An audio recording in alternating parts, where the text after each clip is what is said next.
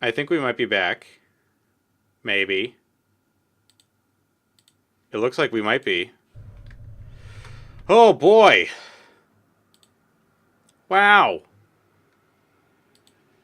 So, I'm sorry about that, folks. Apparently Comcast exploded. And my internet went down for a little bit. So, we're back. I'm going to start this dialogue over again. Hopefully Twitch puts all this into one nice video instead of like 50. Because I did try to restream a whole bunch of times. Anyhow, if events persist as they have, Restless One, you have a much greater chance of Farad finding you and bringing you to us again before you find whatever ooze puddle he wallows in this time. Nevertheless, I must find him. Tell me more about the mortuary. I see I had some other questions. A slight warning creeps into Dahl's tone. Do not seek out Farad, Restless One. I am certain that it will simply come full circle again, with you none the wiser and Farad a few coppers richer. Accept death, Restless One. Do not perpetuate your circle of misery.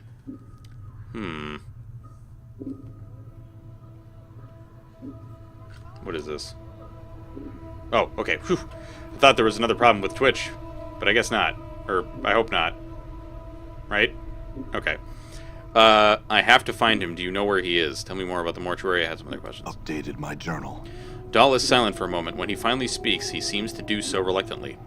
I do not know under which gutter stone Farad lies at the moment, but I imagine that he can be found somewhere beyond the mortuary gates, in the hive. Perhaps someone there will know where you can find him. Doesn't sound like you like Farad much. There are some I respect, Restless One. Dahl takes a ragged breath and steadies himself. Farad is not one of them. He wears his ill repute like a badge of honor and takes liberties with the possessions of the dead. He is a knight of the post, cross-trading filth of the lowest sort. Knight of the post? A knight of the post, Dahl coughs, a thief. All Farad brings to our walls comes stripped of a little less of their dignity than they possessed in life. Farad takes whatever he may pry from their stiffening fingers. Did the fraud take anything from me? Dahl pauses, considering. Most likely. Are you missing anything, especially anything of value? His voice dips as he frowns. Not that Farad would take exception to anything that wasn't physically grafted to your body, and sometimes even that's not enough to give him his greedy mind pause. I am missing my journal. A journal? If it was any value, then it is likely that it lies in Farad's hands. Where can I find this Farad? I have some other questions. Do you know who I am? My journal. I know scant little of you, Restless One. I know little more of those that have journeyed with you and who now lie in your keeping. Dahl sighs. I ask that you no longer ask others to join with you, Restless One. Where you walk, so walks misery. Let your burden be your own. There are others who have journeyed with me, and they're here? Updated my journal. Do you not know the woman's corpse interred in the memorial hall below? I had thought that she had traveled with you in the past. Dahl looks like he is about to start coughing again and catches his breath. Am I mistaken? Where's her body? The Northwest Memorial Hall on the floor below us. Check the biers there. Her name should be on one of the memorial plaques. Mayhap that will revive your memory. I don't know. I don't recall ever traveling with a woman. Dahl makes no response to this. He simply stares at you in silence. Before you said that there were others interred with me in the journey. Where are they? Let's go with that. Doubtless there are, but I know not their names, nor where they lie. One such as you has left a path many have walked, and few have survived. Dahl gestures around you. All dead come here. Some must have traveled with you once. I will look for them then. Mayhap they can spark my memory. Farewell. Actually, let's do the other questions. What do you do here? I'm a scribe, a cataloger of all the shells that come to the mortuary. Dahl coughs again, then takes a deep breath. As long as the stream of corpses flows through the mortuary, I shall remain at my post. You say that you have been here more than once, or that I've been here more than once. How is it that the dustmen do not recognize me? Updated my journal. I am the one that catalogs the shells that come to our halls, Restless One. Dahl breaks into a fit of coughing, then steadies himself. Only I see the faces of those that lie upon our slabs. The dark of your existence lies safe with me. Over at the mortuary, I had some other questions. Sound ill, are you not well? I am close now to the true death, Restless One. It will not be long before I pass beyond the eternal boundary and find the peace I have been seeking. I tire of this mortal sphere. Dahl gives a ragged sigh. The plains hold no more wonders for one such as I. The eternal boundary. The boundary between the shadow of this life and the true death. I think that's it. As you turn to leave, Dahl speaks. Know this, I do not envy you, Restless One. To be reborn as you would be, to be reborn as you would be a curse that I could not bear. You must come to terms with it. At some point, your path will return you here. Dahl coughs, the sound rattling in his throat. It is the way of all things flesh and bone. Then perhaps we will meet again, Dahl. It sounds like we might be a lich. Maybe? Just saying. But we have skin and stuff, so we'd have to be a new lich, I suppose. Still. But still.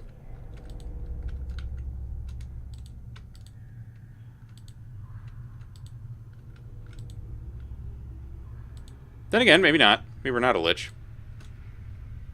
This huge corpse is standing silently in a corner of the room, facing the wall. He looks to have been a heavy-set man in his early years, and judging by the condition of the body, he died only recently. The freshly stitched number on his forehead reads 1664. This corpse looks like it is serving as librarian, for it is carrying a huge stack of books in its arms. Examine the books. The books appear to be old mortuary ledgers, none of them of any particular interest. If you search through the text, however, you notice a loose page folded between two of the books.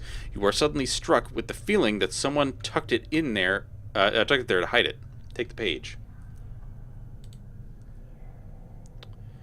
The page doesn't look like it belongs with the ledgers. It looks like it belongs in a logbook. The tear is clean, as if with a knife, so you suspect the page was removed on purpose. Read through it. You take a moment to read through the page. It's a list of dead bodies brought to the mortuary and logged in a receiving room. All the entries appear to be recent arrivals. To read notes, books, or scrolls, place them in your inventory and then right-click on them to bring them. Okay. Take the page and leave. Let's see. Ragged page looks like it was cut neatly out of a book. It was written in a tight, crabbed script. 16537, 5th night, drunk, chest wound, cause of death, mauling, Abishai? That doesn't sound familiar. Collector, pox, 3 commons, paid, no possessions. Desiccated corpse, cause of death, interminable, age of shell prevents identification. Collector, Farad, 3 commons, paid, no possessions. Stripped, knife marks evident from dissection.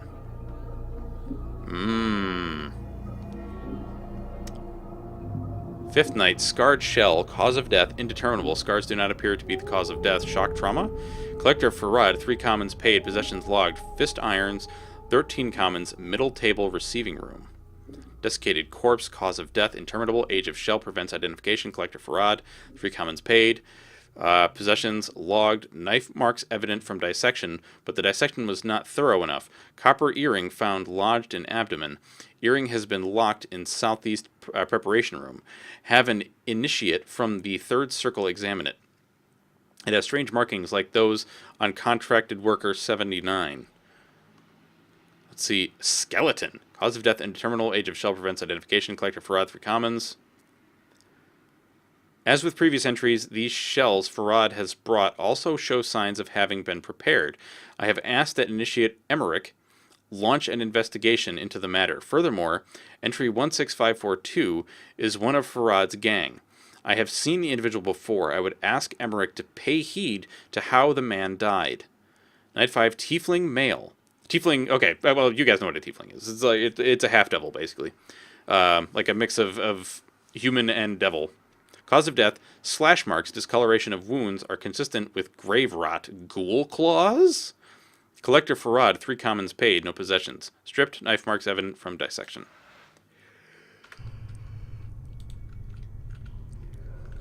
Well, alright then. I was starting opening this. Open the gate, please.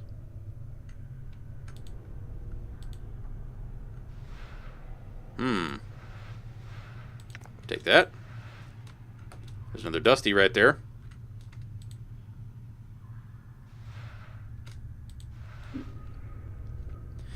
The eyes of this corpse are set close together, and the eyeballs themselves are slightly askew. One faces to the left and the other to the right. You can barely make out the number 257 traced into its bruised forehead. It looks like the corpse has taken several blows to the head, making the number difficult to read. Do you get dizzy with your eyeballs facing like that? There's no flicker of understanding in the corpse's eyes. They stare silently off to the left and right. Alright, Mort. I don't know if we're going to have to mess with this person. I hope not. Iveen. You see a slight young woman with pale features. The sunken flesh around her cheeks and neck makes her appear as if she is starving. She seems intent on dissecting the corpse in front of her, prodding the chest with a finger. Greetings! The woman does not respond. She seems too intent on the body in front of her. As you watch her work, you suddenly notice her hands. Her fingers are talons. They are darting in and out of the corpse's chest cavity like knives removing organs. I said greetings. One makes no response. I think the dusty chit might be a bit short of hearing, Chief. Let's lay off, shall we? What's wrong with her hands? Updated my journal. She's a tiefling, Chief. They got fiend blood in their veins, usually caused some ancestor of theirs shared knickers with one demon or another. Makes some of them addled in the head, and addled looking too. That's a tiefling, okay. Tap the woman to get her attention. The woman jumps and whips around to face you. Her eyes are rotting yellow with small orange dots for pupils. As she sees you, her expression changes from surprise to irritation. She frowns at you. Greetings? She doesn't seem to have heard you. She leans forward, squinting, as if she can't quite make you out. Whatever is wrong with her eyes must make her terribly nearsighted. You, she clacks her talon fingers together, then makes a strange motion with her hands. Find thread and embalming juice. Bring here to Iveen. Go, go, go. She's talking to me like I'm a zombie. Wonderful. You've been assigned a quest. Quests are displayed in your diary and in the quests portion of your journal. To see all the quests you've been assigned and their status, simply select Quest from the journal menu. I had some questions first. Journal. She turns away. She makes no sign that she heard you. I think the dusty chit might be a bit short of hearing, Chief. Let's lay off, shall we? We already know what's wrong with her hands. So, let's see. Journal. Strange woman with taloned hands and tallow-looking flesh in the second-floor mortuary embalming room mistook me for a zombie and asked me to fetch some embalming fluid and needle and thread for her. There must be some around the mortuary. Beasts. Oh, love it. Lady of Pain. It's great stuff. I'm gone. We already checked this, didn't we? Yeah. Regulated smells cross between vinegar and formaldehyde. That sounds like embalming fluid.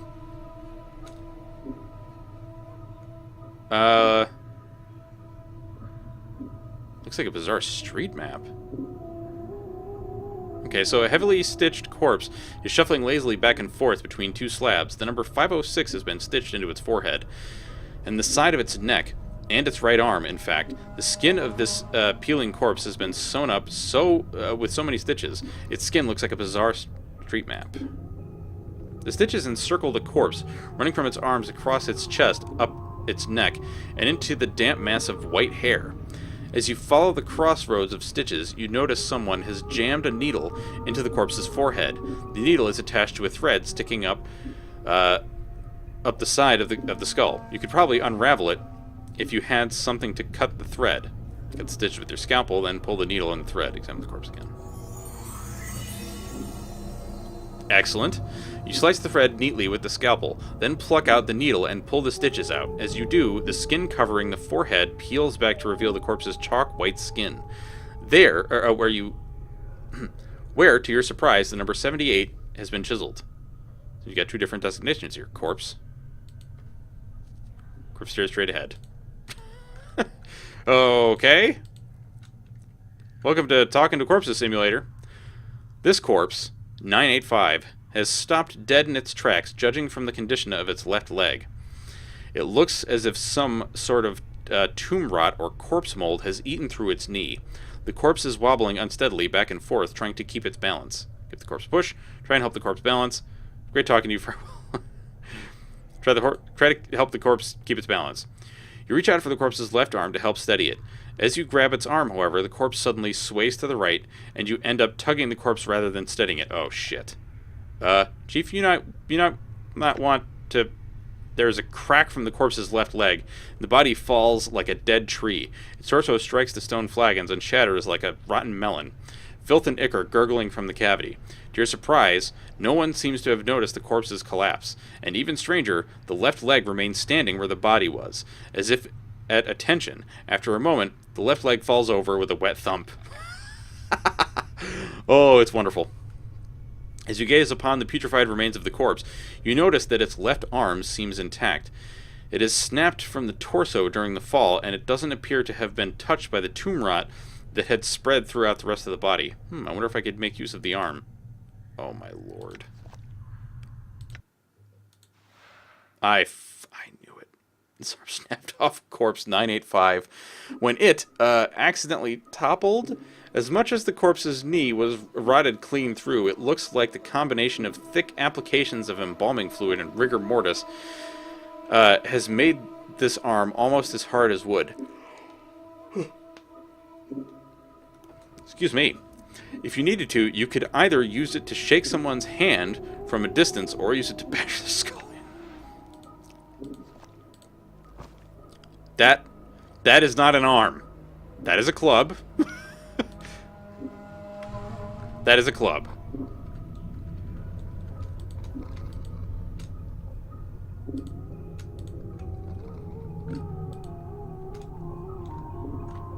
Wow. What a messed up place this is. Another corpse on the stone slab. There was an indication that the body died of. Or no indication what the body died of. Neatly stitched, run down the corpse chest. Okay, we already checked that. We checked these. Wait, did I check this one? God, look at that big stick. Holy hell. Nothing in there. Nothing there. Embalming fluid, eh? We have to find embalming fluid.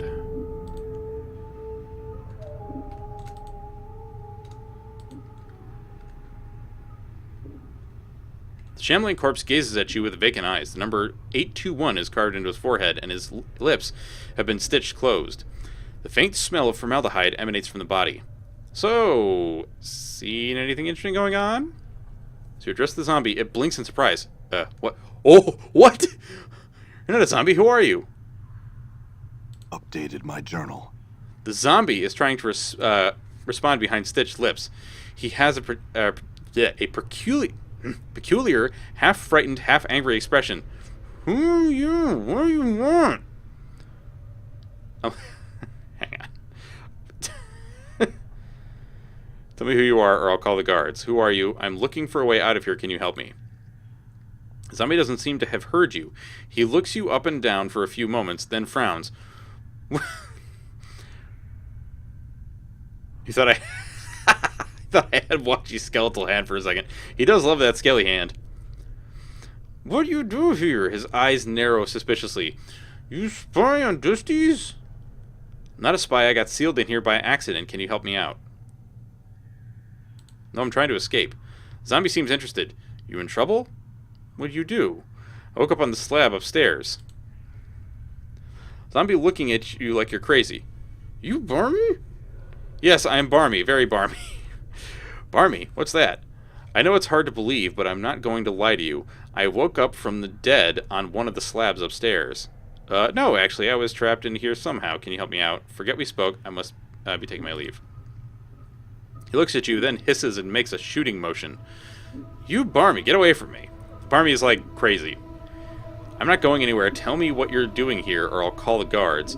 You'll answer my damn question first, or I'll make the disguise reality. There must be something in your eye that makes the zombie's expression crumble. No! No! Don't call the guards! He looks frightened. My spy on... Wait. Me spy on Dusties, say what I see, nothing more. Spy for who? What have you seen the Dustmen do? Let's see, the zombie falls into a frightened silence. He seems unwilling to say any more. Come on, hurry, why are you watching this? Or who are you watching this place for? Be a lot less painful for you if you tell me now who you're spying on, or spying for. Never mind then. What have you seen the Dustmen do? Hold on, Mort sounds surprised. This Burke must be an anarchist. Huh. Posing as a zombie's gotta be a first for those adult sods. Anarchist. Updated my journal. Anarchists, they're a faction that wastes their time peeping on authority figures and looking for ways to tear down anything that stinks of order or control. Mort snorts. The anarchists think every Burke across the plains will be free and happy to seek out their own truth once the establishment is burned to the ground. They want to establish a new order. No order at all. Truth. That seems like a noble pursuit. Order could use a good tearing down once in a while. That seems pretty contradictory. That has to be one of the most stupid things I've ever heard. That seems pretty contradictory. The zombie is watching you both fearfully. He is still silent, but something in his expression tells you Mort's guess was right on the mark. The anarchist, huh? That who you're watching this place for? It'll be a lot less painful for you if you tell me why the anarchists want to spy on this place. To your surprise, the zombie turns away from you. He is starting to glance around fearfully. You won't talk? Then get ready for start screaming. No, I'm not gonna kill him. Never mind then. What do you have? What have you seen the Dustmen do? Nothing. They do nothing. Can't find nothing. Dead. Just dead people. Dusties do nothing. Eyes narrow in conviction. Still, I watch. I see. There's something else I wanted to ask you about. Ooh, I'm missing my journal. Have you seen it? Dunno. Some Burke peel you? What? There was something else I wanted to know. Wants to know if somebody robbed you. Probably what happened. I see there was something else I wanted to ask. Yeah, I'm looking forward to finding this thief. Look, I may have some questions later. Don't go anywhere. No, I want to ask you something right now. Do you know someone named Farad? Farad? Zombie frowns briefly in thought. Me hear he live in hive somewhere. He shakes his head. Not know where. He frowns again. Dusty's very mad. They not like Farad. Hive? Why don't the Dustmen like Farad? Updated my journal. He's a collector, brings debtors to a mortuary, sells them to dustmen, brings lots of debtors. Dusty's not like where he gets debtors. Think he's putting Burks in dead book, so they think that he's killing people. What? He's saying this Farad Burke has been selling a lot of debtors, corpses to the dustmen. That's what collectors do. They gather dead bodies and sell them to the dustmen. Sounds like this Farad has been selling so many debtors that the Dusties think he's been putting hivers in the dead book before their hour's up. You know, killing people. See, there was something else I wanted to know. Can you tell me anything about Doll? Scribe, shrugs, old, yellow.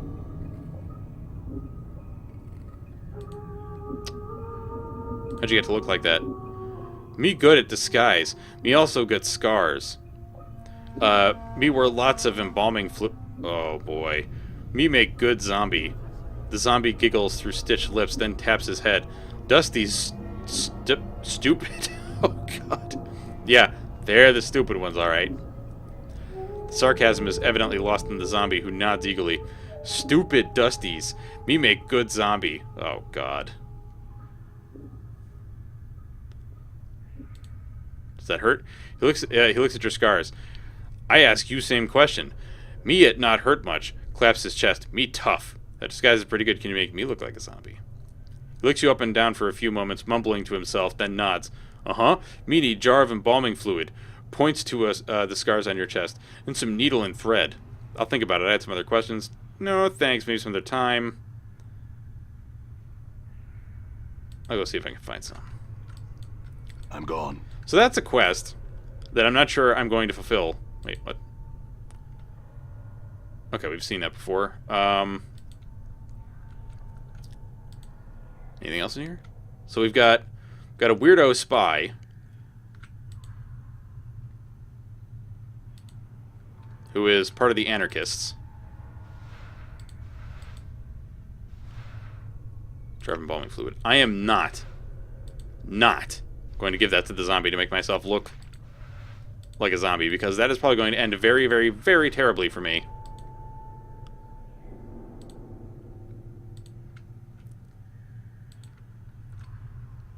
Because, I mean, just think about it, right? Yeah, we're undead, but, like, container is locked. How do I... Forced it. Yeah! What's this? Ancient copper ring. Or copper earring closed. Bandages. This copper earring looks ancient. Oddly enough, there doesn't seem to be a hook or any means of actually attaching it to your ear. A series of strange grooves have been carved on the inside of the earring, however, which might merit a closer examination. If you're ever capable of examining an object further, or performing an action on an object outside of the world screen, the Use button will appear... Okay. This button allows you to manipulate it through a dialog screen. If you wish to examine the grooves on the earring further, select the Use button. Okay, but I think we actually have to have it in our inventory to do so.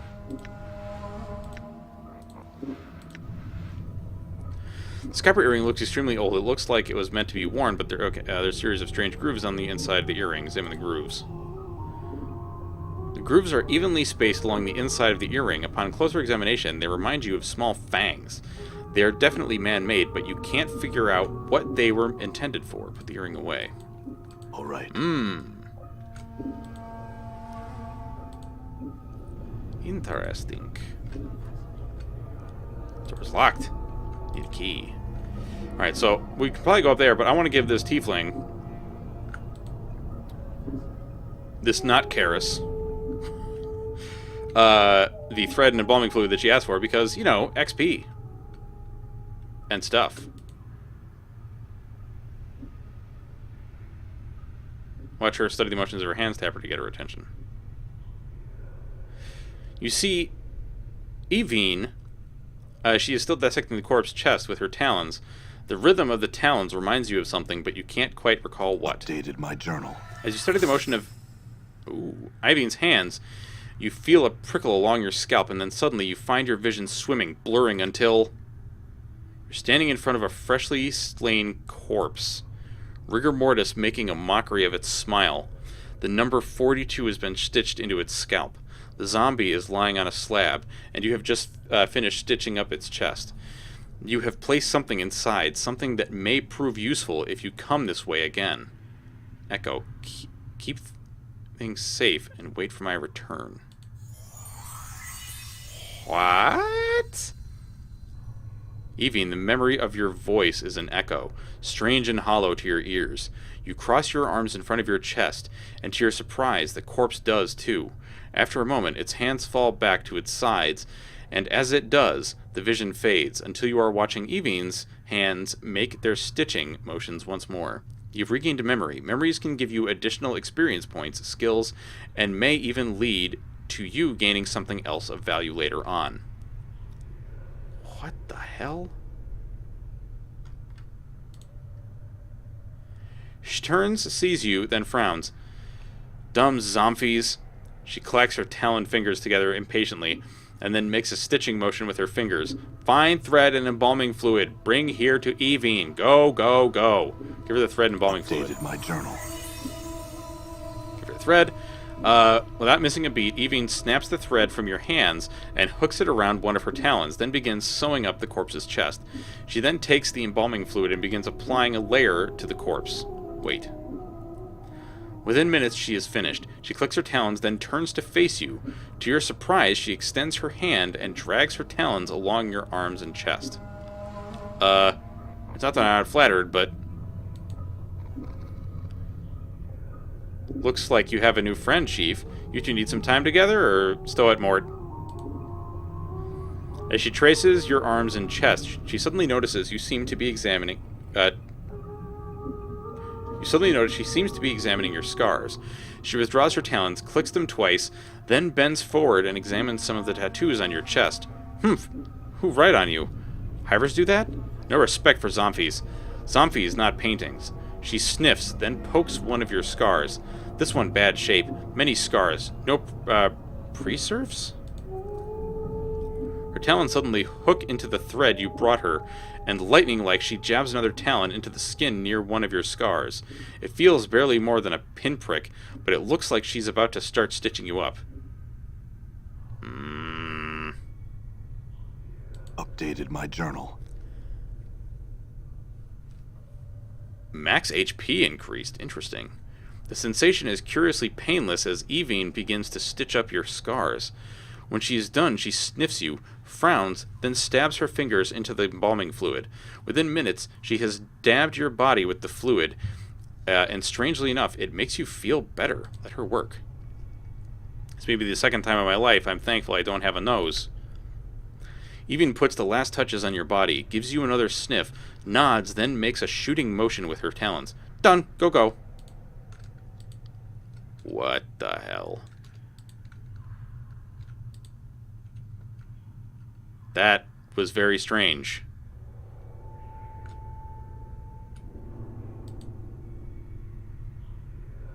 Door is locked. You will need a key, or I will need to smash it. Failed.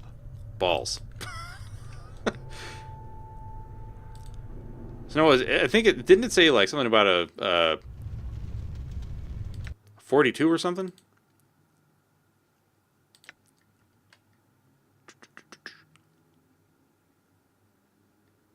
Recall performing a similar operation on a corpse long ago, except that I think I was placing something inside its chest rather than taking something out. It felt like I was putting whatever it was in there so I could retrieve it later. In the memory, when I crossed my arms, the corpse itself crossed its arms as well.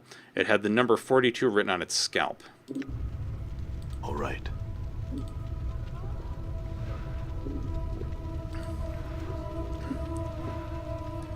Whew. Sorry about that. My mouth was getting really dry.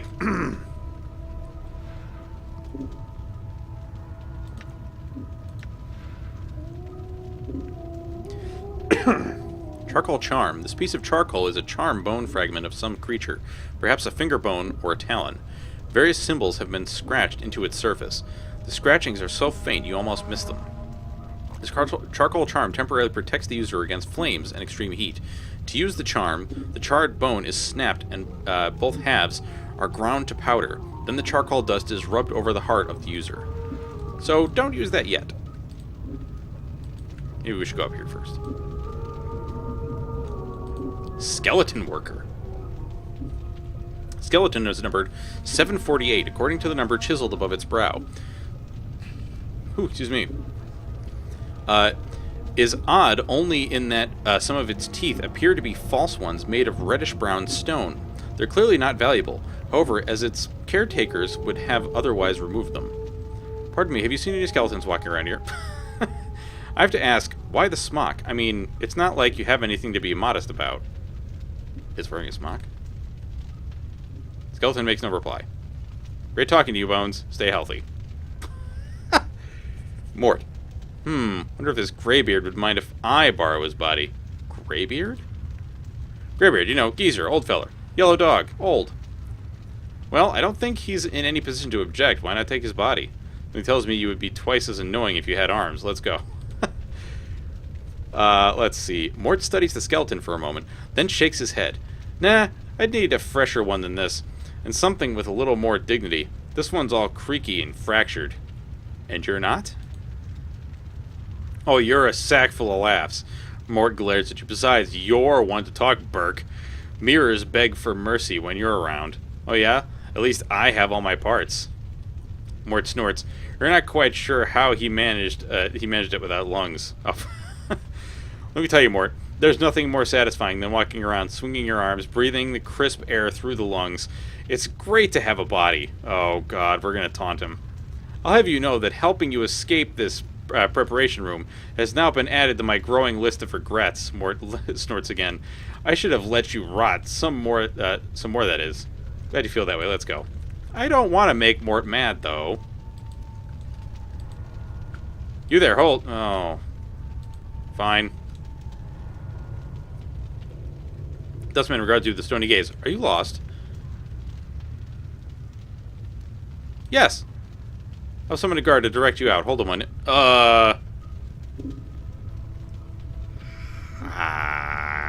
Leave quickly. Dustman takes a step back, then claps his hands together sharply 3 times. In response, a great iron bell starts tolling throughout the mortuary. All right, then. Oh, balls. This is not what I wanted.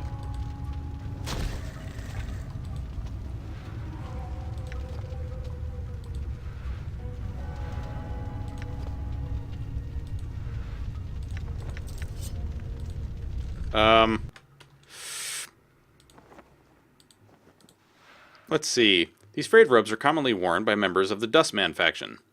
They have an old, musty smell about them, and they don't fit you very well. You doubt the Dustman disguise would hold up under scrutiny, and certainly not if the Dustmen are looking for an intruder. Jagged knife, 1 to 3 slashing damage. Speed 2. This hook knife is thick and double-edged. Okay. Wooden club, 1 to 6. Seen better days, but it still looks sturdy enough to be used as a weapon. I'm going to keep using our arm. Because why the hell not? Done.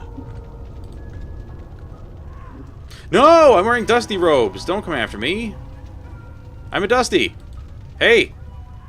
Damn.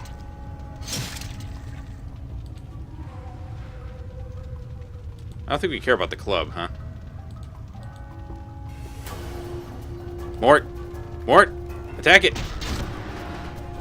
Wait, hang on a second. Why am I using the knife? No, use that. Use this. Wait, what the hell happened to my robes? What do? Why you do? This is not what I wanted. This is so not what I wanted. All right.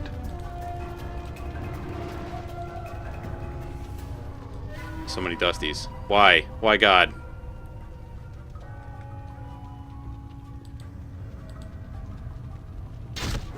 Attack him! Get him!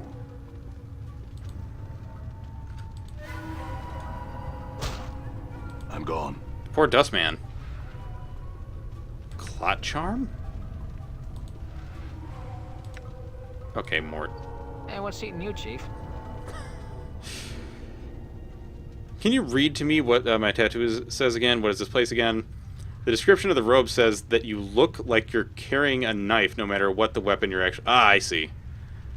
Who are the caretakers of this place again? The corpses here they come from. So thinking about making sure I didn't kill any female... I don't know, I suppose bandages. All right. Needle and thread. Junk? This is a collection of junk. Small springs, broken bolts, and a cracked gear or two. It looks like someone felt these pieces might be useful one day, but they seem pretty useless to you. Wonderful. Well, I guess it's just time to murder a whole bunch of dustmen, unfortunately, because I can't seem to not. I probably should have just killed that one dustman and been done with it, right? Iron pry bar. Iron pry bar can be used to pry open doors, chests, and even the occasional reluctant ribcage. It also makes a good bludgeoning weapon when there's no time for subtlety. To use the pry bar to force a locked door or chest, select it as a weapon, then attack the container or door you wish to pry open. Although the pry bar is especially intended for, or specifically intended for such use, you can attempt to bash open a container or door with any weapon, including your fists.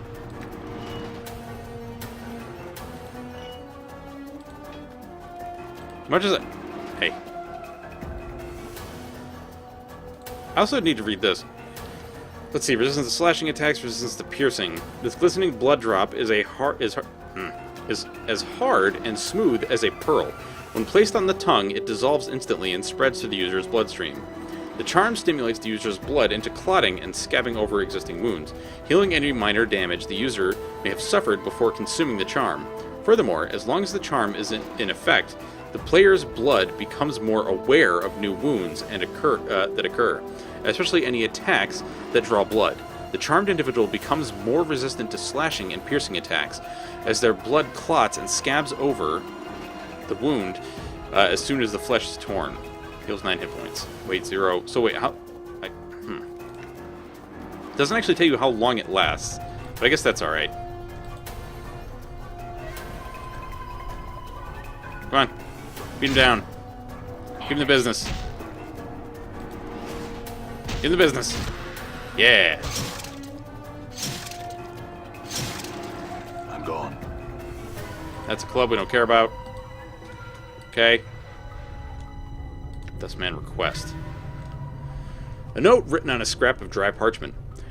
Contact the necromancer responsible for raising contractual worker 42. I know he's examined the skeleton before, but I am certain the initial raising of the body was warped. The worker still responds to commands, but when it is compelled to when it has completed a task, it resumes pacing in the same circular pattern as it did before. Dahl recently informed me that worker 42 exhibited the same walking pattern when it was a zombie decades ago. There may be a soul echo in the marrow of the skeletons, or the skeleton's age may have caused the magic animating him to decay. One of the initiates suggested it may be following an order issued by a higher-ranking dustman in the past, but I have found no records of such an order. Whatever the reason for its behavior, the matter is to be resolved, or the worker replaced. Interesting. So, I don't think we need this. I don't think we need this. I kind of want to hold on to the arm. Even though it's probably not necessary or smart. I don't know, I had this attachment to it. It was like, you know, my first weapon. My first real weapon. I'm sorry, Dustman. Damn. Did you see that? Bronze ring. Crude bronze ring looks like it might have doubled as someone's nose ring in the past. Despite the dents and scratches, it might be worth a few coins to a local merchant.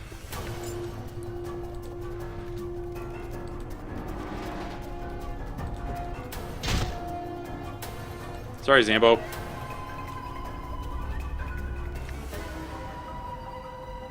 Does this actually tell us how much we need for level? Oh man, we're actually not that far away. Holy crap. Wow. I need a key. Mortuary Sanctum Key. This heavy key is a strange fusion of bone and unidentifiable blood-red metal. Its jagged C-shaped head looks like it's ready to clamp down on whoever holds it. This key is used to open the inner gates in the mortuary. When using keys in Torment... Ooh, excuse me. Ooh, you only need to have them in your inventory to unlock the door. In some cases, the key will vanish... Okay, right. Accidental murder hobo. Pretty much. Yeah. It's unfortunate. Because I didn't want to be... Did you see that? God damn. I didn't want to be murder hobo man. I'm sorry. I hope this doesn't affect my standing with people. Rusty dagger. This is a small rusty dagger. Its blade is chipped and the hilt is loose. It doesn't look like it will stand up to repeated use without breaking. Okay. Wait, what is this? It's a darker colored Zambi. But it didn't seem to matter. Okay, well. Hey, Skelly. You appear to have a weapon of some sort. My god. The beatings. I need a key. So I don't have the key to this. I have the key to something else. Interesting. Check this. Junk.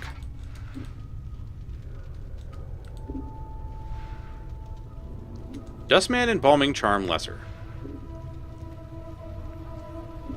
Usable only on Nameless One and Mort. Free charges. Invoke Embalming Minor.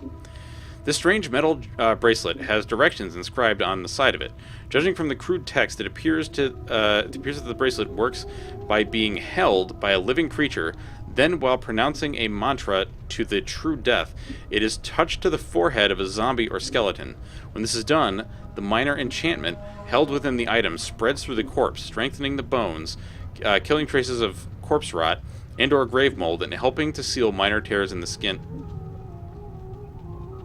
So the one that had grave rot, I might have been able to save it. Shit. This item will work on either you or Mort. Simply place it in your quick item slot, then use it from the quick menu on Mort, or have Mort use it on you in order for it to take effect. When cast, the target gains plus 2 to 8 temporary hit points and a temporary bonus of plus 1 AC for a half hour. The extra hit points will heal the target if he is at less than max hit points, or they will be given to him as a bonus Okay. Oh, wait, wasn't there something else in here? Oh, I didn't even take it. Mortuary task list. No, that's the Dustman request. Someone has penned a series of tasks in red ink on this scrap of parchment. I would like the contracted workers to be inspected thrice daily at the end of each work shift when the new initiates come on duty. We have experienced too many contracted collapses while engaged in heavy labor as of late, and I fear the embalming enchantments initially used on the corpses may be decaying or may have been warped somehow. Goddamn yawns. Whew. If the contracted workers could be inspected every night, or every 8 hours, and raised if they have collapsed, then this would prevent the backlog of shells in the preparation room, and free up more contracted workers for other duties. I do not wish collapsed bodies to be disposed of. When possible, the original contracted shells are to be raised and be made to resume their duties. I have included spare embalming charms within the shelves for the initiates on duty. They are to be used only when the shells cannot be repaired, or stitching, bandaging, or applications of embalming fluid. Okay.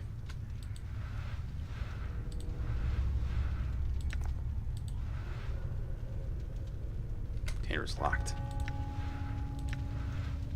Forced it. Bone charm. Corpsefly charm? This corpsefly looks like it was frozen. It appears to be dead, but you can't be sure. The magic contained within the charm is activated when the insect is consumed. When swallowed, the recipient suddenly becomes extremely nauseous. A few seconds later, the charmed individual expels a stream of insects from their nose and mouth. Provided the charmed individual can keep their wits about them, after the casting, the caster can send this cloud to attack a target. That sounds absolutely horrible. I'm totally taking it. +2 armor class, +2 to armor class versus crushing attacks, 15% resistance to crushing attacks. The old finger bone charm has been hollowed out, and tiny symbols have been scratched on its surface. A user must snap it in two to activate it. When snapped, the bone charm temporarily strengthens the user's skeleton and acts as a ward against breaks and fractures. The charm gives the user an overall bonus to their armor class and additional resistance against crushing attacks. Alright. Hey, Mort, do you have an inventory screen? You do. How about that? Can I give you some of this crap? Maybe take that, like a little bit of this. Take this stuff. Closed. Oh, right. Hey, Nick, what's up, dude?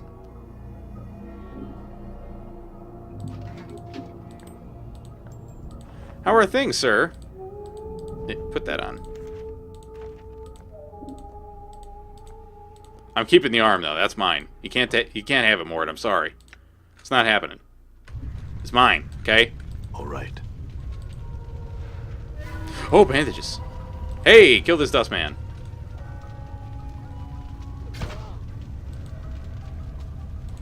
Hey, I'll take this. Take that needle and thread, I'll tell you what.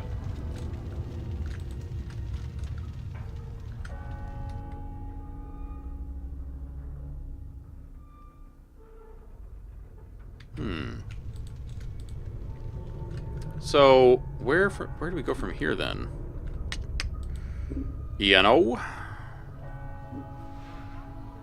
I didn't take the freaking Sanctum key?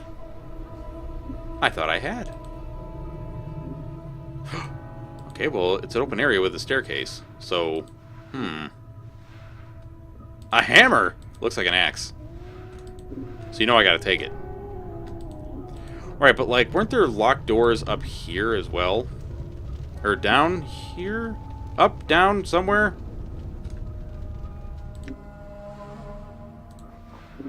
What is 6 crushing damage? Heavy looking hammer. Like handle is a crush. Okay, can I? Mort, are you capable?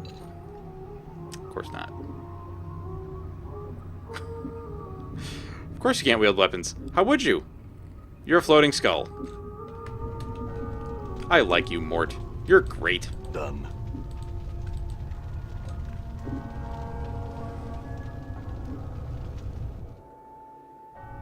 Bit of a weirdo, but you're great.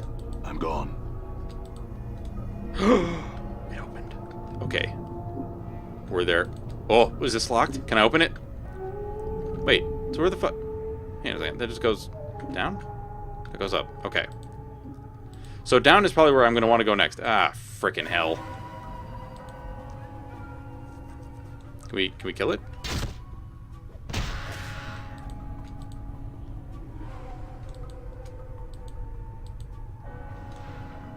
Bandages. Cleaning rags. Oh, that's good to hear, Nick. This damp mass of rags looks like it's been used to mop up blood and other less savory body fluids. How... less savory?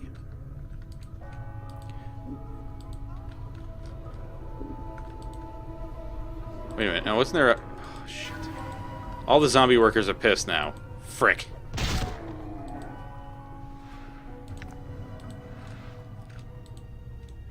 Wait, I can go...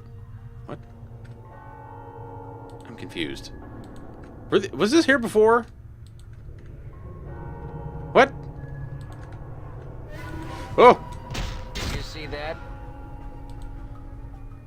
I'm sorry, Mort. I know we were talking about not hurting the female zombies. Because you wanted to do things. You freaking weirdo.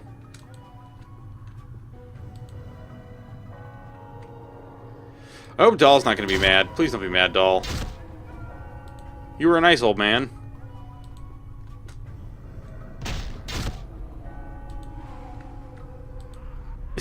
It looks like Doll is the one telling us that we're gaining experience.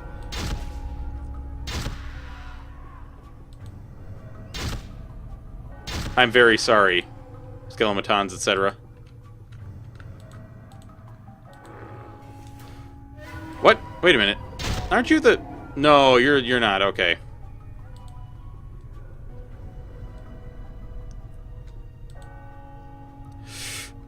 No!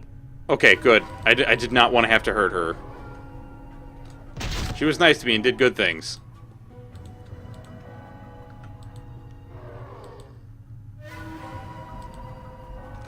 I'm sorry that we're destroying all the zombies.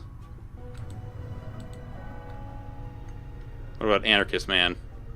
Nope. Okay. He's fine. Now let's go down... Well, wait a minute. Hang on. What happens if I go over here and try to go up or downstairs? I'm assuming this is just going to take us into the previous room that we were in.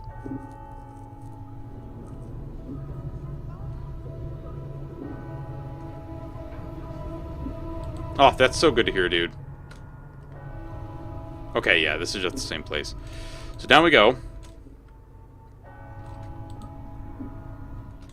Please, Dusties, don't come after me. Oh, fuck. Damn. Did you see that?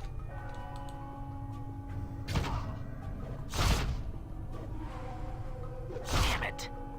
Did you see that? Mortuary key. Bronze bracelet. Don't mind if I do.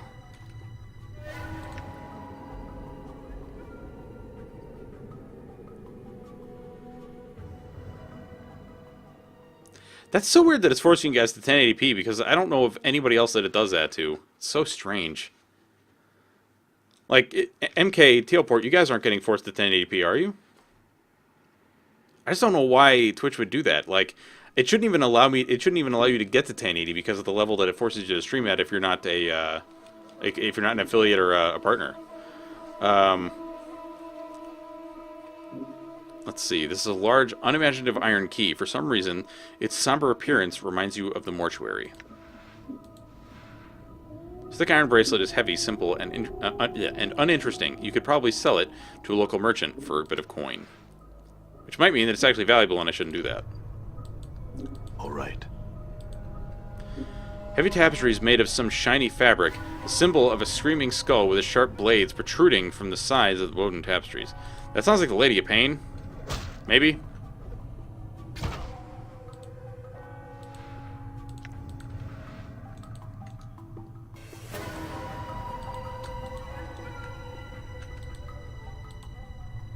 Video quality is auto. That's weird.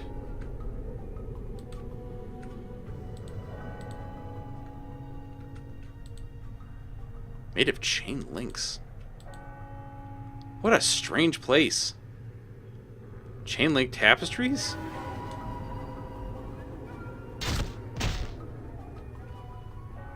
Where does this go? Oh. God damn it. I should have known. All right.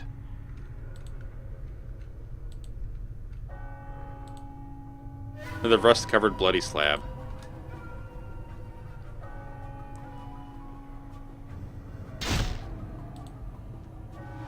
Give me that, Jink. If I'm forced to stay at work late, I can't put the stream on there, even to listen, because the same thing happens as what Nick has just said. At home, it's fine, though. That's so weird.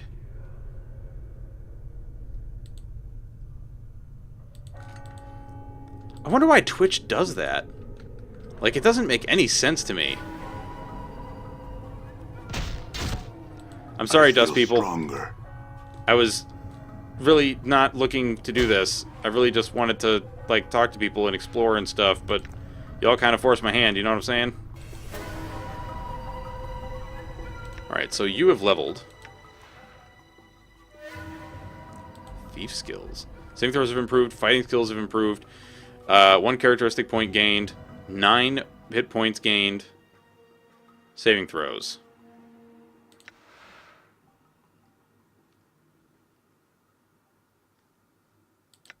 Get some more int?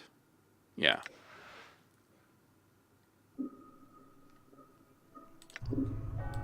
All right. V-barred gate of rusted steel. There doesn't appear to be any way of opening it. I used to have Twitch on my cell phone and just listen to the audio, but my phone is kind of... that sucks. Dead phone, no good. Damn it.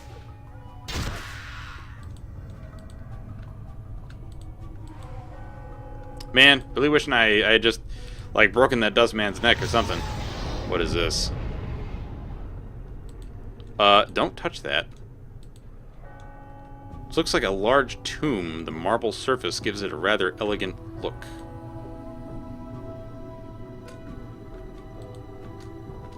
Yeah, a little bit.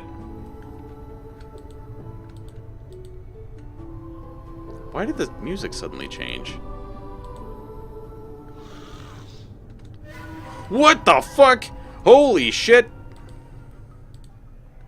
Giant skeletons! Mort, go get him! You're so powerful, Skull Man. Oh my god. Woo! Run! Run, run, run! Can I even give you bandages? Bandages work on you? I don't even know. I don't even know.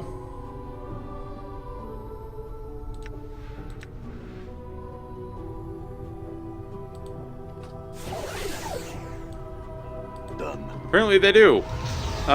These guys don't look like they're gonna be, you know... How about we just run past you? How's that? 'Cause I would just like to know things. Oh, what's this? Crescent hatchet. Don't mind if I do. Ooh! No, no, nope. My god, please. Just leave me be. No, nope, nope, nope. Run. Run away. But there was supposed to be, like, people down here.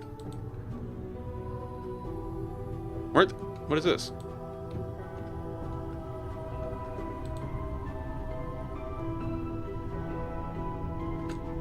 Wait a minute.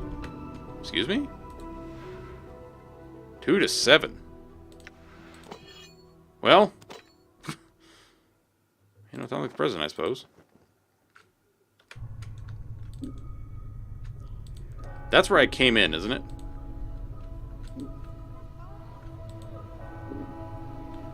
Isn't this where I wanted to come? Wait, what if I come over here? Going that way. Nope! Go away.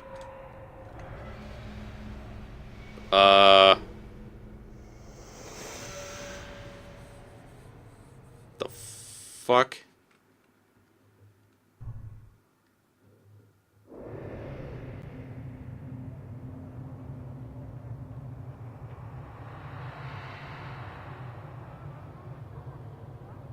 Yeah, it looks like Sigil, alright.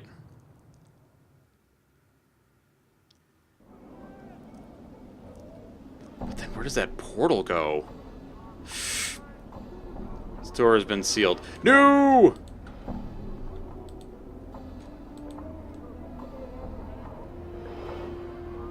You see a pale-faced dustman standing guard over the front gate.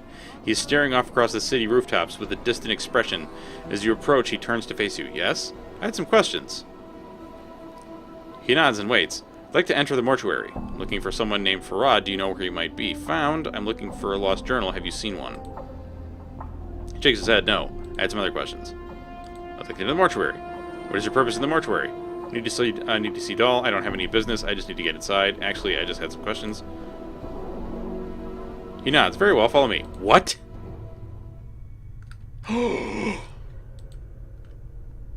How wonderful! Before you was a giant skeleton in ornate bronze armor. The armor has been bolted onto the skeleton's frame, and a series of elaborate symbols have been carved across the breastplate.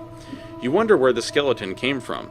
You weren't aware they made humans in this size. The huge blade in its hands looks like it weighs as much as a wagon cart. That's because it's actually like a hill giant, is my guess. Mind if I hold that blade for a second? You must be getting tired of holding it.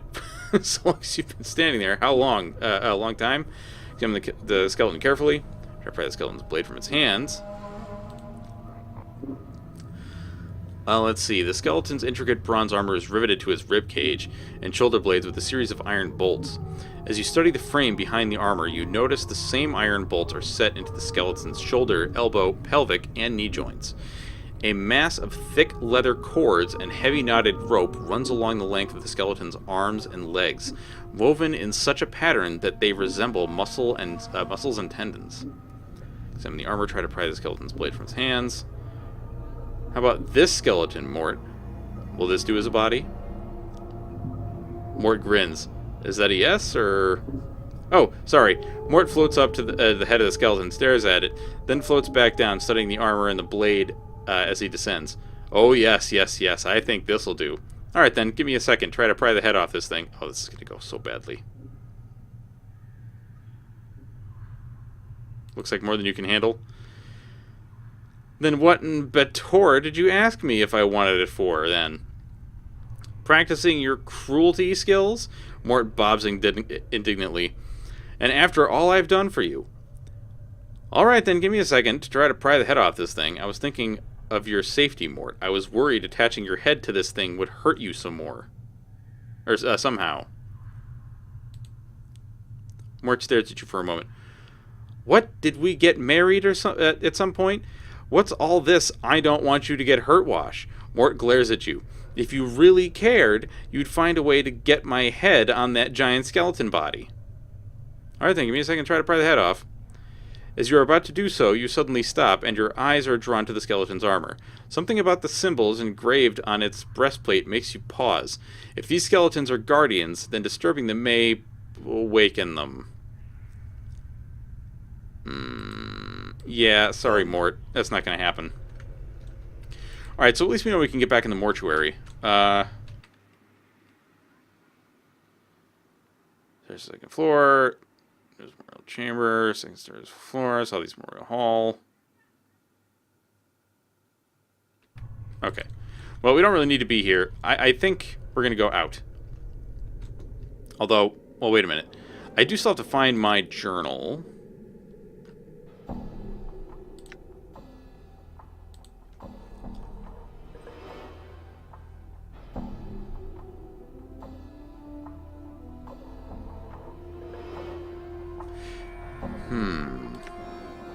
Done.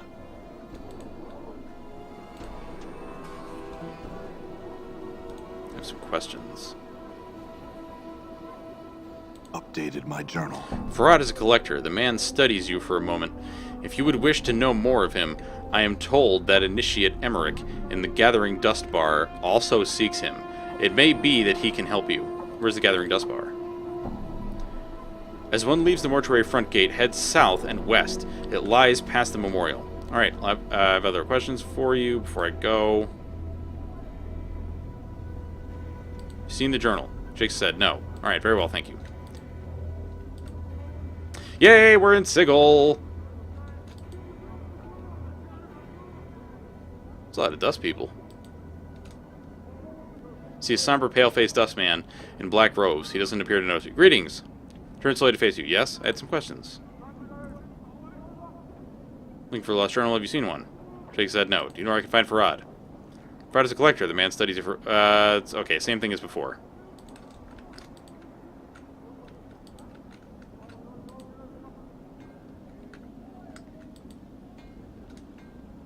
Pox. Wait, didn't we hear about you? This cowled figure is hunched by the mortuary gate.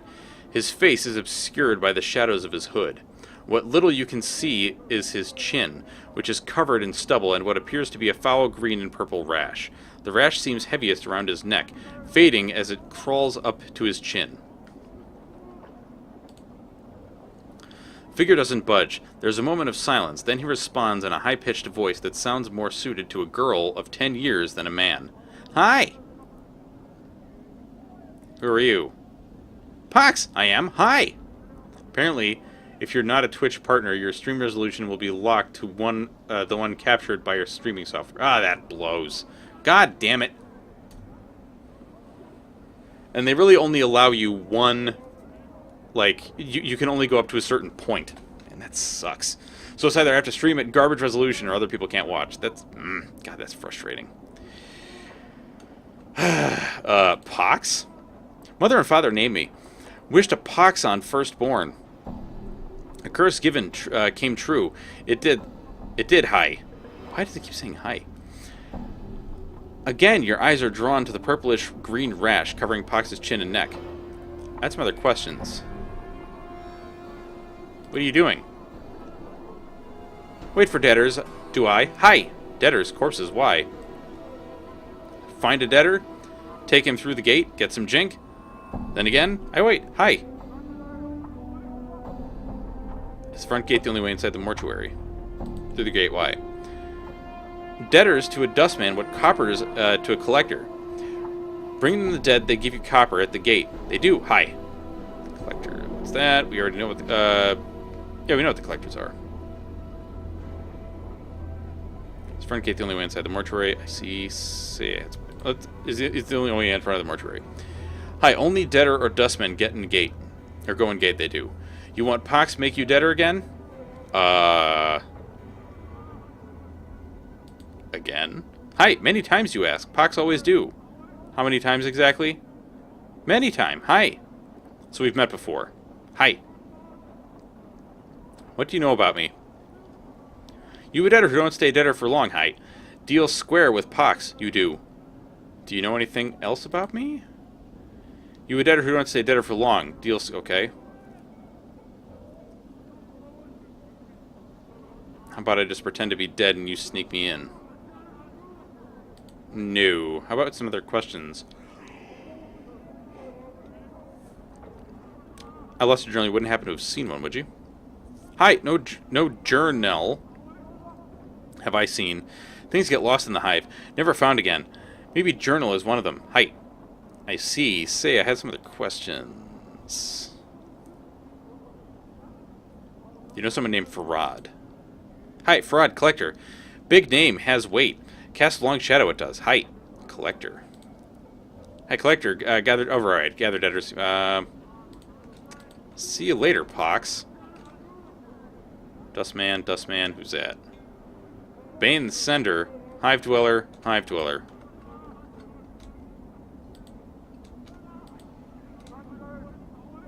Moon smiles at you. No, I can't help you. Wish I could, though. I do. Thanks. Farewell, I suppose. So this is the dust bar, I'm guessing. The dustman is dressed in long dark robes, and her hands are folded into her sleeves. Her head is bowed, and she is chanting at a measured pace with the other dustmen around her. Greetings. The dustman appears to have heard you, but she does not look up. I'll speak with you for a moment. Well, actually, no, listen to their chanting. All the dustmen carry the exact same tone and rhythm. The chant rises to a near shout every few minutes, then slowly fades in a way that reminds you of an echo. Once it fades completely, the dustmen speak several lines praising the true death, then begin their chant again. Greetings! Dustmen appear to have heard you, but she does not look up. I'll speak to you for a moment. Dustman lifts her head. She does not stop chanting, keeping the same pace and tone as the other dustmen about her. What are you doing? Dustman ignores you, instead bowing her head and resuming chanting. I would speak with you, listen to the chanting, leave her in peace.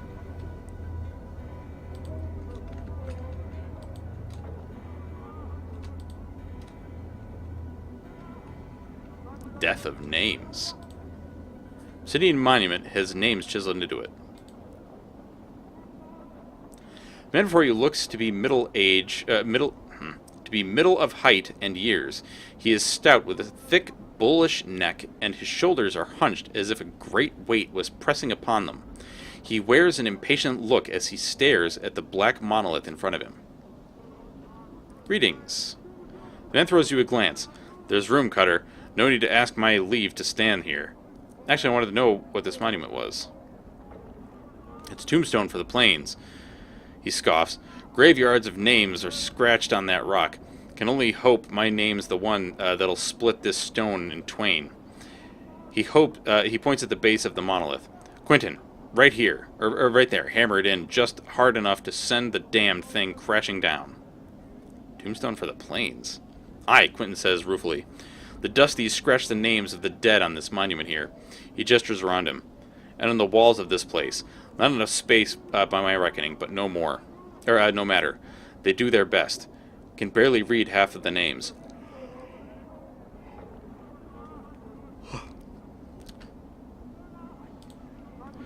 Let's see, what are you doing here? Reading the new arrivals. Try and find a new one every day. Try and remember if I knew him. Nothing more. Dustmen record the names of all that have died on this monument? Aye, they scratch them on this rock, and scratch them on the walls in this place too. Quentin scoffs. I don't know why they take the trouble to take the counting of the dead. The Dusties have more care for the living. Ah, you know, the dustmen mourners that come to this place? They aren't mourning the dead, see? They're mourning the living. You can barely get a word in them edgewise without him asking to mourn some poor living Burke for ye. Why do they mourn the living? You got me there, Cutter. He shrugs. Might want to put the question to them. Seems to me the dead are thrice worth the pity of any poor sod living in this pit. He nods at the monument. Every name on there is is blessed in my book. It is. Ever know anybody who came back after their name was put on there? You mean come back from death? Quinn shakes his head. Not a one, Cutter. Everything that lives dies, and that's the way of things. He shrugs. Still, considering the plains go on forever and all, I suppose anything's possible. Suppose so. Say I had some other questions for you. No harm in asking.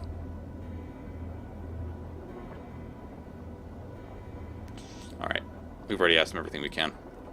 Sev Tai, you look like a tiefling. Wynn's face looks broken, and she is covered in scars. They look like bite marks and fingernail cuts.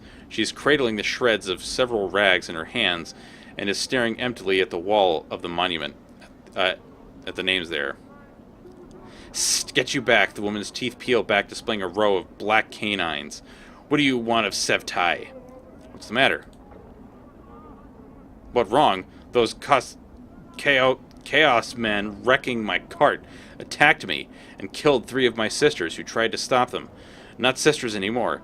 Now they's nothing but names on this memorial wall. Chaos Men. Chaos Men, a faction, they say.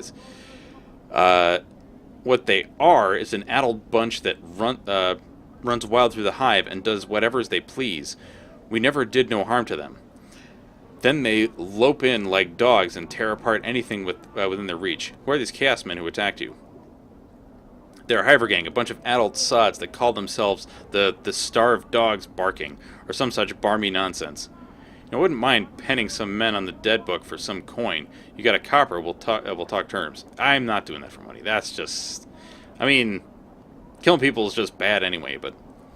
Their actions were unjust. If you wish, I can see that the matter is rectified. If 3 deaths they caused, then 3 deaths shall these starved dogs suffer. I think that's kind of the way we should go. a copper earring in your purse if you pen 3 of those murdering sods into the dead book. Jig?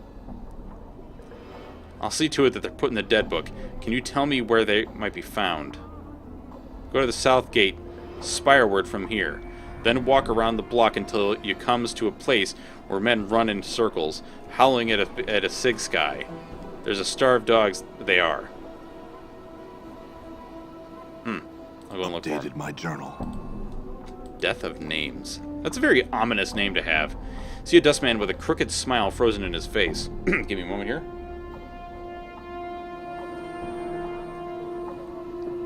Despite the smile, his eyes are as dull as stones. His right arm is shorter than the left, and he keeps it tucked to his side, as if cradling a small child. Greetings. Dustman's eyes slide over you. Name? The way he speaks the word, it sounds like the tolling of a bell. I don't know? No name can help you. Dustman speaks in a curious sing-song voice. Need to give a name if you want to see where it's died. Updated What? my journal. Give a name when you're born, give it back when you need it no more. Death of names, death of names. His eyes swim across the monolith, then the walls of the area. Buried many names here, Death of Names has. Tell me a name, I'll show its grave.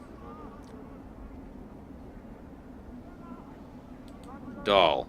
Shakes his head. Not dead yet, that name is. Not buried here. Not time, not time.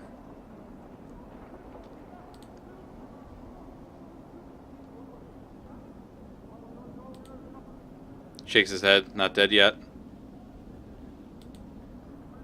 He nods, then unfolds his small hand from where it is, cradled on his side. It looks atrophied. It is the size of a child's hand. Cost Jink to bury a name. 3 coppers. 3. Why would I bury Quentin?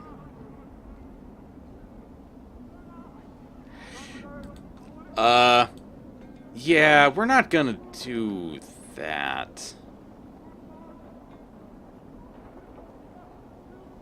Angry Hive Dweller. Huh. Wait, but this is like the whoa, hang on. Who dis? Who dis? Hey. Elderly Hive Dweller. A sense of great loss hangs over this elderly woman, like a dark cloak. As you watch her, a long, sad sigh escapes her lips. She looks up at your face, cloudy eyes squinting and straining to see you clearly. Forgive me, young cutter, but I'm an old woman and don't see so well. Do I know ye? No. She mulls her answer over for a moment, nodding. What was it you wanted, then? I had some questions. Questions? Your expression curdles. Oh, no, you're an adventurer, aren't you? Name, job, and all that rot, eh? Well, I won't have it. Off with you. I'm not an adventurer. Bar that. The woman jabs her finger at you. I've watched the dustmen put the name of me husband, damn his soul, my son, and both me daughters on their memorial. Adventurers, all of them. Why, I swung quite a sword myself in the day, so as I know when I meets one. The old woman seems to be working herself into a fit. Her face has become flushed, and flecks of spittle fly from her lips as she howls at you. Let her continue on her tirade. Oh, God. I bet you've got all sorts of barmy questions. She mimics her your heroic stance. Greetings, I have some questions. Can you tell me about this place? Who's the Lady of Pain? I'm looking for a magic girdle of swank iron. Have you seen it? Do you know where a portal to the 217th plane of the abyss might be? Jeez. Do you know where the holy flamin' frost brand Gronk slaying Vorpal hammer a woundin' and returning and shooting lightning out your bum is? Oh, this woman is awesome. She spits, dung all it. Only gets you in the dead book. I had to kick you in the shins for even pestering a poor old woman about it all. Now go away and leaves me be in peace. Okay, we'll leave you alone. Ingress. Hey, wait, no, stop! Wait! I just want to talk to you. Ingress. You have a name, which means I need to ask you something. You see a haggard woman wrapped in rags. Her hair is disheveled and dirty, and her complexion is extremely dark. Burns cover her arms, and her right hand is a fused lump of flesh. It looks melted like wax exposed to a great heat. Let's see, there's a lesson to be had here for all who... Exactly. Listen to that lady. She knows what's going on. Greetings. My journal. Ooh. What insist you want of me? What is it you want of me? The woman's accent is thick, and you are having difficulty making out what she's saying. You wanted me to leave? Not leaving this city, so I'm not. I can't. Tried. It's not a city. It's a prison. It's everywhere. Everywhere? There's worlds here. Her eyes gleam madly. Plains that be sinking sands. Fields thirsty nettles be. Sightless worlds where your limbs are given life and hate. Crimes of dust whose people are dust and whisper ash. The house without doors. The twilight lands. The singing winds. The singing winds. She starts to sob quietly, but she seems all out of tears. And shadows, the terrible shadows there be. Where are these places? Where's them places? She flings the lump of her right hand in an arc, gesturing at the cityscape. There's all here be. Doors, here to everywhere. Doors? She's talking about the portals, I'm pretty sure.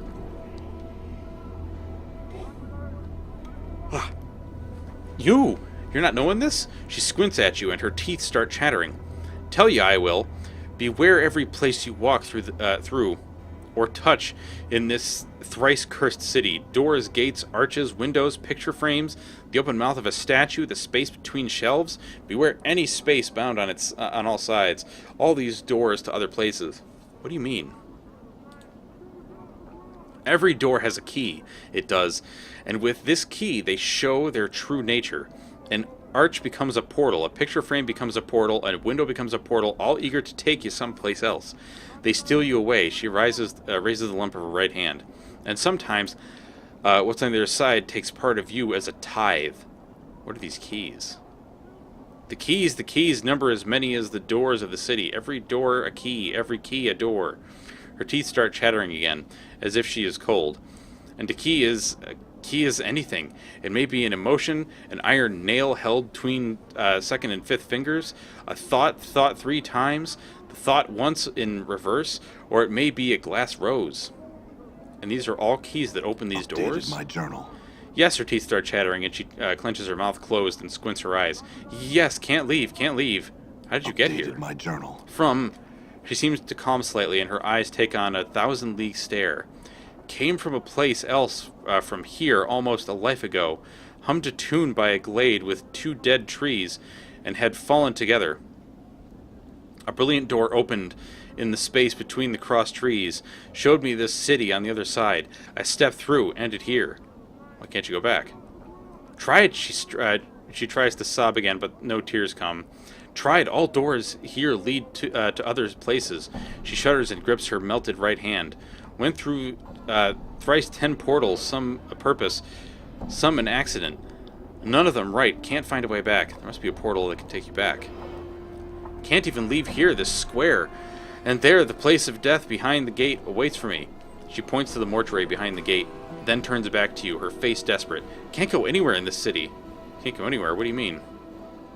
Anything could be a door, an arch. There could be a door there. Could be a door. Could be a portal. Don't know. The key could get us sent to another horrible place. Her teeth start chattering again. Got to stay away from the closed spaces. All could be doors. Could have a key on me, and I not even be knowing. Let's see. You're afraid to go through any door or arch because it might be a portal? She nods, her teeth chattering. How long have you been afraid of this? She squints. Since the last time I walked through the last portal, the place where my hand... She stops. Since my 10th turning. I'm in me 4th, 10th turning that now. What the heck is she talking about? Her teeth begin chattering. 30 years? You haven't walked through any door for 30 years? Her vision seems to clear slightly. She looks up at you, her teeth still chattering. If you got here, there must be a portal that can take you back. It's only a matter of finding it. To be too afraid to walk through any door, that's... See, how mad are you, woman? You must be a fool to not walk through Wow, that's harsh. Just a matter of finding it. She smiles. Her teeth aren't chattering because she is cold. They are moving around inside her mouth, her gums twisting as the teeth shift about. They rise and recede as you watch, chattering as they rattle against each other. What? She hisses at you. Only takes one portal you steps through accident to drive fear into you. I went through thrice 10, lost my hand, burned my flesh, and lost my sense. She looks at her feet. No more. No more. Sorry, if I can find some means to help you, I will. Farewell. Updated my journal. So she's crazy. I'm gone. I'm gonna quick save. And I'll tell you what else I'm gonna do. I saw a portal.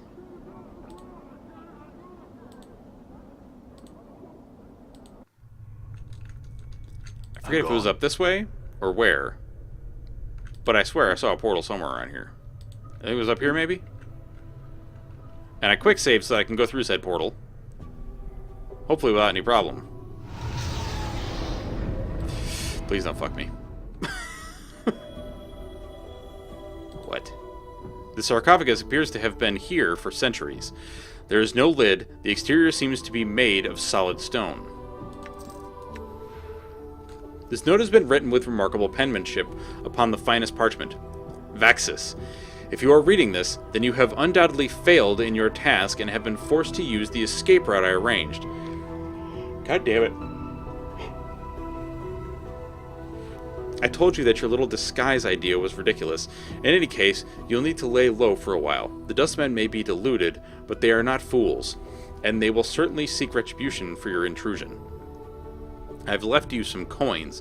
Use them to secure a hiding place in the hive, preferably in Ragpicker's Square. The Dustmen will be unwilling to look for you there. Once you have secured a new hiding place, I have a new mission for you.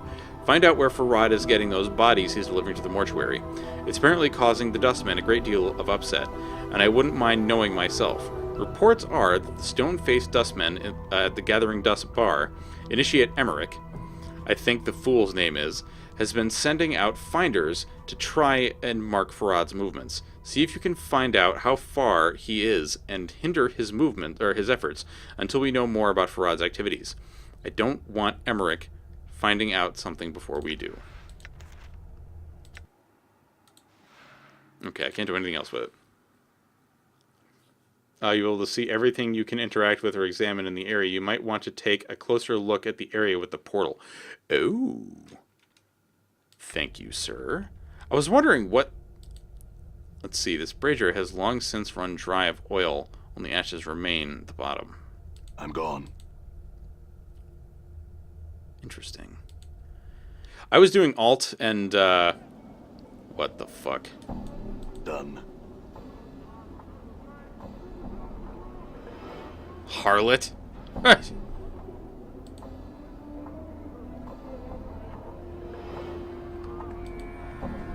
Okay, we're going back in. Let me back in. I need to see Doll.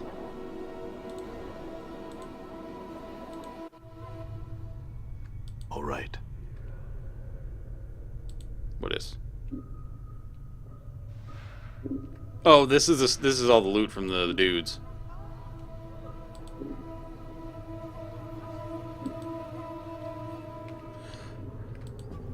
This plaque, the beer said, here lies Dayanara. What? You see a strikingly beautiful ghostly form before you. Wait, we saw her in the vision at the beginning of the game. I think. Maybe? We saw somebody who looks kind of like that, at the very least. Her arms are crossed and her eyes are closed. She has long flowing hair and her gown seems stirred by some ethereal breeze. As you watch, she stirs slightly and her eyes flicker. Greetings? You. What is it that brings you here? Have you come to see firsthand the misery you have wrought? Perhaps in death I still hold some shred of use for you, my love. What? Her eyes slowly open and she blinks in confusion for a moment, as if uncertain where she is. She looks around slowly, then sees you, her tranquil face suddenly twist into a snarl. Do I know you? The spirit makes a begging motion with her hands. How can it be that the thieves of the mind continue to steal my name from your memory? You do not remember me, my love. The ghost stretches out her arms. Think. Her voice becomes desperate again. The name Dayanara must evoke some memory within you. No, I'm sorry, my memories are lost to me. I think I feel the stirrings of memory. Tell me more. Perhaps your words shall chase the shadows from my mind. Oh, at last the face show mercy. Even death cannot chase me from your mind, my love. Do you not see? Your memory shall return. Tell me, how can I help you, and I shall. Do you know who I am? You are one both blessed and cursed, my love. You are one who is never far from my thoughts and heart. Blessed and cursed, what do you mean? The nature of your curse should be apparent, my love. Look at you. She points at you. Death rejects you. Your memories have abandoned you. Do you not pause and wonder why? I'm still trying to get my bearings, actually. What else can you tell me about myself? Had some other questions. Memories aside, and assuming death has rejected me, why is that a curse? No, let's go with this. I know that you once claimed you loved me, and that you would love me until death claimed us both. I believe that, never knowing the truth of who you were, what you were, and what am I? I cannot. She suddenly freezes, and she speaks slowly, carefully, as if her voice frightens her. The truth is this. You are one who dies many deaths. These deaths have given the knowing of all things mortal. And in your hand lies the spark of life and death. Those that die near you carry a trace of themselves that you can bring forth. As Dayanara speaks the words, a crawl of sensation wells up in the back of your skull. You suddenly feel compelled to look at your hand. As you lift it up and look at it, you can see the blood coursing sluggishly through your arm, pouring into your muscles, and in turn giving strength to your bones. What? Updated my journal. What? 1,000 experience! And you know Dayanara is right. You suddenly remember how to coax the dimmest spark of life from a body and bring it forth. The thought both horrifies you and intrigues you. You have remembered how to raise others from the dead. To access this ability, select the Special Abilities button on the Quick menu. You can only use this on party members that have died in your presence. It will not work on anyone who does not travel with you, and it will not work on party members you remove from the party while they are dead. I had other questions?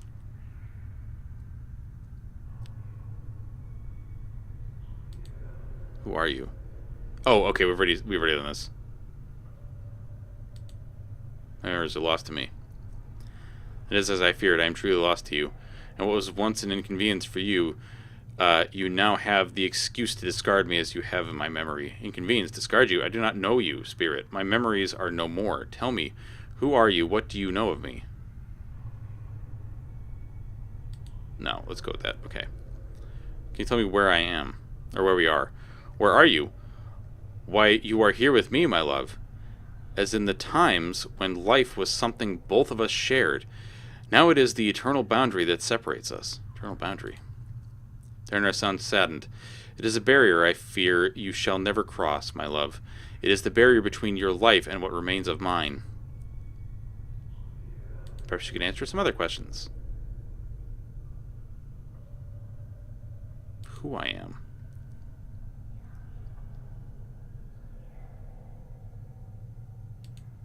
Actually, I think that's it. Hold a moment. I learned much when I traveled with you, my love, and what you have lost, I have retained. I have not divulged all that I know to you.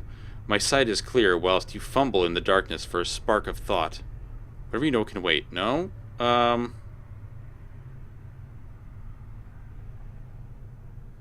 What is it that your sight sees that I do not? Time itself relaxes its hold as the chill of oblivion slowly claims us, my love.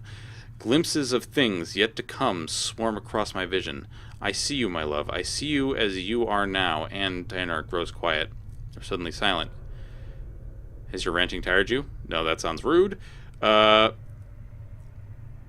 is it? What do you see? I see what lies ahead of you. It ripples through the plains, stemming outward from this point. Shall I speak of what I see? Tell me. First, I require a promise. Promise you will return, that you will find some means to save me or join me. I find it hard to believe that a woman I once loved would blackmail promises from me with the promise of revelations. Have you no faith in me, Dianara? I'll see the price of such a promise is too high. I'm not going to lie. I will make no such promise, Spectre. Tease me not with the future. Speak your piece or be gone. Do you have no faith in me? Diana looks taken aback. Then her tone changes, her voice becoming almost pleading. I do not mean to extract a vow from you, my love. It is just that I have waited so long for you to join me beyond the... If you do not mean to extract a vow from me, Dianara, then do not do so. Now, tell your vision, and we will speak no more of vows and promises. Dianara stiffens. She looks as if she is about to say something, then sighs in defeat. Very well, my love. As before, I shall have to place my trust in you. She closes her eyes. Wait. This is what my eyes see, my love. Unfettered by the shackles of time. You shall meet enemies 3, but none more dangerous than yourself in your full glory. They are shades of evil, of good, and of neutrality, given life and twisted by the laws of the plains. You shall come to a prison built of regrets and sorrow, where the shadows themselves have gone mad. There you will be asked to make a terrible sacrifice, my love. For the matter to be laid to rest, you must destroy that which keeps you alive, and be immortal no longer. I know that you must die, while you still can. The circle must come to a close, my love. You were not meant for this life. You must find that which was taken from you and travel beyond, into the lands of the dead. Updated my journal. I do not doubt your ability to rise from the dead. I do believe that every incarnation weakens your thoughts and memories. You claim you have lost your memory. Perhaps it is the side effect of countless deaths. If so, what more will you lose in successive deaths? If you lose your mind, you will not even know enough to realize that you cannot die. You shall truly be doomed. How long has this been going on? I do not truly know, except that it has been gone, that it has gone on long enough. That's some other questions. I shall wait for you in death's halls, my love. She smiles, but there is only sadness in it.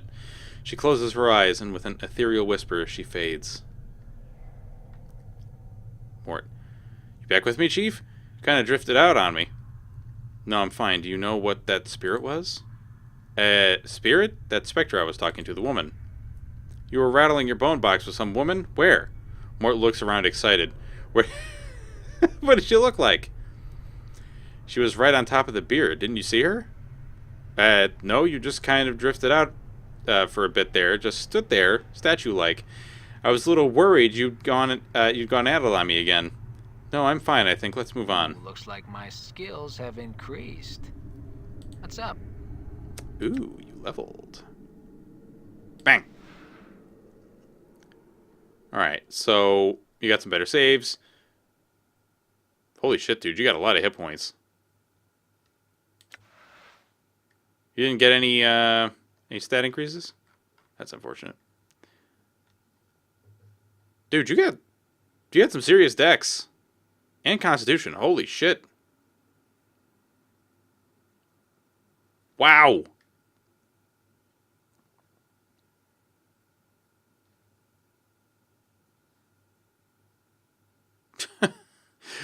Yeah, well, Mort is a skull.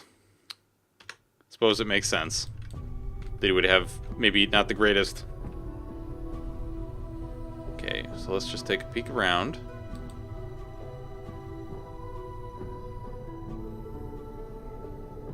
Want to be sure there's nothing I'm forgetting.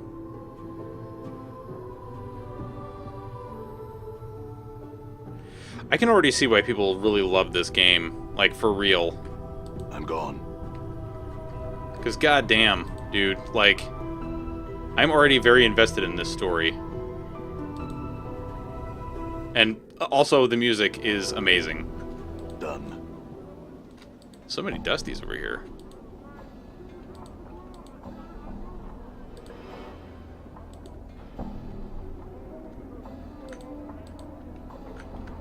Is that Razorvine? Dude. This looks like it's made almost in the image of the Lady of Pain, like with the things coming out. Maybe not, though. Huge monument. There is no name or plaque identifying what it's honoring. I don't know, like, just this silhouette. Filler, thug, high thug, harlot. Well, see a tired-looking woman dressed in a tight leather bodice and leggings. The odor of cheap perfume surrounds her like a cloud, and her face is covered with a mask of crude makeup. She smiles as she sees you. Why don't you stay and chat with me for a bit, love? Greetings. And looks coyly at you. Now you look to be a blood who's lost something. Perhaps I can help you find it, Cutter? She smiles slightly. Oh? What good fortune. We probably lost what we're looking for back at your kip, miss. What the heck is he talking about? Actually, I'm missing a journal. Maybe you can help me find what I'm missing, miss? I'm not missing anything, but I did have some questions. Maybe I can find a journal? Nash seems confused. What are you about? Forget the journal. Maybe you can help me find what I'm really missing. Oh, good lord. I did have some questions. One frowns. I'm not a tout. She frowns, then rubs two fingers together. Unless you've got some jink to pay for your for my time. I guess. For a handsome basher like yourself, she gives a wide smile, revealing a roll of dirty teeth. 3 coppers will be enough. To loosen my tongue, she licks her lips, then frowns. Other questions of a deeper chance will cost you more, though. Sounds fair. Here's 3 commons. Let's see. Alright then, she slips the jink into her palm, where it promptly vanishes. Now, some things I wanted to know. Tell me about the city. I'm looking for a journal. No idea where you'd find such a thing. Like elsewhere, she smiles suggestively. You know some places you might start. I had some other questions. How about the city? She narrows her eyes suspiciously. The city, what about it? What is it? It's Sigil, you mean? She shrugs, looks around. It's the city beneath your feet, rising on either side of you. She smiles. Makes visitors' stomachs gallop, it does. Where exactly is Sigil? Center of the plains? To hear it told, she snorts. If you believe that, wash. Why is it wash? She smirks. Well now, love, according to the graybeards and scholars and governors, and all the rest of the rattling, all the rest of them rattle in their brain boxes. They says the plains go on forever. She taps her head. Who's to say where the center is? I have some other questions. Tell me what's of interest around here. She puts her hands on her hips and pouts. Depends on your interest, Cutter. I'm looking for work. She laughs. You're asking me? What are you thinking of coming? Becoming one of the sisterhood, are you? She nearly buckles over with laughter. The screeching is similar to a dozen harpies. Eventually, the gales of laughter subside, and she takes a deep breath. You're a rich man, you are. What else around here is of interest? Looking for a good time. I made your offer, love, and it's not an offer. It's not an unfair price. Don't know where else you might be enjoying the delights you'd have with me. I had some other questions. What about Farad? Farad? Now that's one of the greater darks, love. If you'd be wanting to know about that blood, that'll be thrice the coppers of a normal asking. Fair enough, here's 9 coppers. This gives your coins a once-over, then shrugs and pockets them. What do you want to know about old Farad? At that price, anything you can tell me about him. She shrugs. Chantes is a collector boss. Has a whole bunch of bloods in the shadows. We're gonna find him. Aha! Now, no one knows for dead sure, but if I were to suggest a place, love, I'd say Ragpicker's Square. Big old heap of rags and trash over 3 blocks due west of the mortuary. All the collectors stake their kip there. Chances are Farad's got his kip there too. Collector. I had some other questions. So we already asked about this. Never mind. Your loss. When you get tired of losing things and need to find some things, love, you come see me. I will. Probably not. Chief, can you spot me some drink? It's been a long time, it has. Well, I suppose it can't hurt. Not even going to ask how you intend to accomplish this. The one breaks in. It's twice the cost for a Mimir, or any other degenerate. Mimir? Mimir is a talking encyclopedia. That's me, Chief. I see. Well, don't sweat it, Mort. From the looks of her, you're probably saving, I'm probably saving you from dying twice. Oh, God, that's super rude.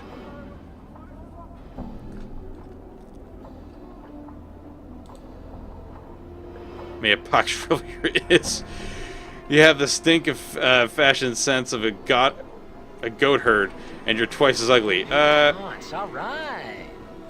Mort stares, hypnotized, as the harlot lets loose a stream of obscenities.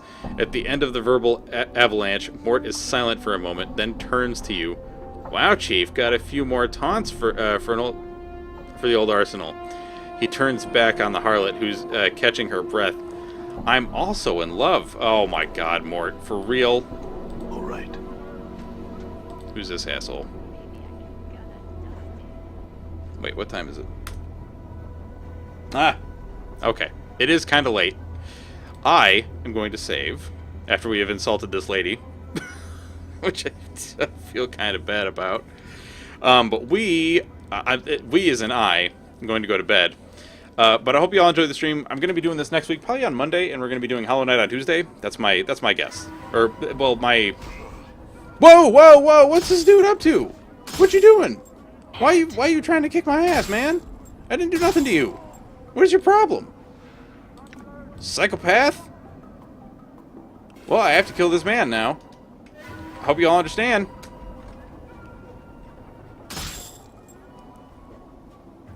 He's got to die. What is you doing? Is everybody going mad? You got freaking knives and shit out? What's happening? I'm so confused.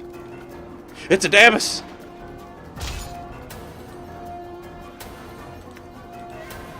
I see you, Davis. I see you. Suffered a lady of pain is what you are.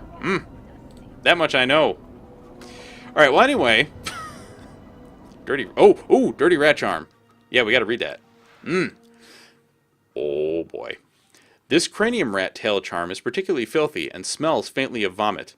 The tail is stiff like a wire, and it can be bent into different shapes. It would almost make a great lockpick, except it is too thick. When this rank charm is consumed, the user temporarily becomes much stealthier and shiftier, giving them a greater chance of success with hiding in shadows and picking pockets. People viewing the charmed individual will detect something unsavory about them, however, reducing first impressions accordingly. This unsavoriness will last only as long as the charm is in effect, however. And give us plus 10% stealth, plus 5% lockpick, and minus 1 to charisma. They do call it the cage for a reason, indeed. The difficulty. I just picked up on that. Alright, folks. I'm going to go to bed. We will continue this next week. And I hope you all enjoyed it, etc. Praise the sun. And I'll catch you all next week with some more streaming. Have a good night, everybody. Bye-bye.